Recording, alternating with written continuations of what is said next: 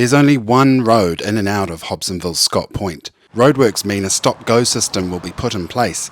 That's got residents frustrated and worried. If you go back 6 or 7 years, which is about when we moved here, at that time, this road, the only road in and out of Scott Point, was a country road. And here we are 7 years later with a school which has currently got 900 pupils next door. It's going to have 1,200 shortly. We've got Ryman's care centre, and I don't know how many people are in that, but it's massive, and there must be so many cars belonging there.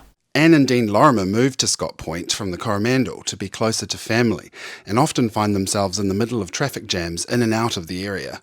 And if you're ever here at school pick-up time or school drop-off time, 3 o'clock or 9 o'clock in the morning, on a rainy day, it's terrible. You can't move. We get people coming parking on the berms, we get people parking down our private roadway.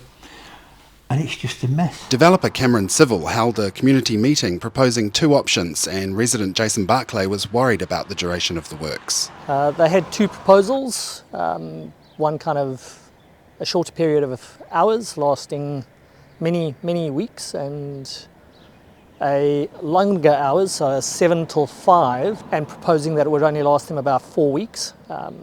Based on previous experience, I think we know that it will take them significantly longer than 4 weeks. The company has now decided to go with the second option, longer daytime closures to get the job done as fast as possible. Scott Road has been reduced to one lane in the past, and Upper Harbour Local Board Deputy Chair Uzra Kasuri-Balush says it's caused massive issues. So when you reduce that road to one lane, you create chaos. Earlier in the year, there were 20-minute waits at the stop and go, especially around the school. Ambulances were not able to get in.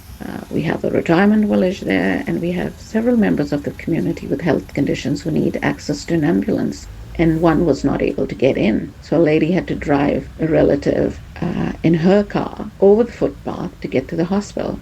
Now that is unacceptable. Jason Barclay says alternatives for emergency vehicle access in the past simply won't work on the proposed section of works on Scott Road. The last time they did roadworks, when that was posed back to Auckland Transport, they said the ambulance could mount the pavement and use the cycleway and the pedestrian walkway to gain access or to bypass the single road. If we look at the road this time, there actually isn't a pedestrian walkway that an emergency vehicle could access. There's an open drain and a very narrow road, which will be single lane shortly. Joshua Carter Drive is the planned secondary road off the peninsula and sits largely complete, but remains cut in half until another private developer builds a roundabout. Residents recently staged a protest and want local body authorities to open an existing partially sealed road through the area while Scott Road is reduced to one lane.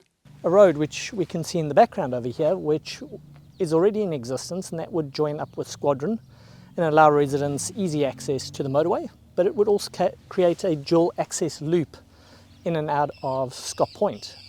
This would mitigate risks in the event of road surfaces needing to be redone and emergency services needing to be able to get in and out and things like that. And all you have to do is make that road go all the way through. We've got an alternative entrance and exit to this big community now. And they could do what they like with that road. They could shut it to their heart's content because we'd have perfectly good access. Uzra Kasuri-Balush says the road should be opened because this won't be the last of disruptions to Scott Road. As soon as the one we have been talking about finishes, there's another one starting. Then the retirement village will be doing a section in front of their village. So it's not over yet. It's an ongoing issue, and council should be doing everything to make this little section available to the community. Rachel Kelleher is Auckland Council's Director of Community Services and admits the council owns the land the existing stub road is on. Her comments have been voiced. We're currently looking into whether there are any temporary alternatives that are viable, including the existing stub road, which is located on council-owned land. There are, however, a number of requirements that need to be met when opening roads for public use, which in this instance need further investigation.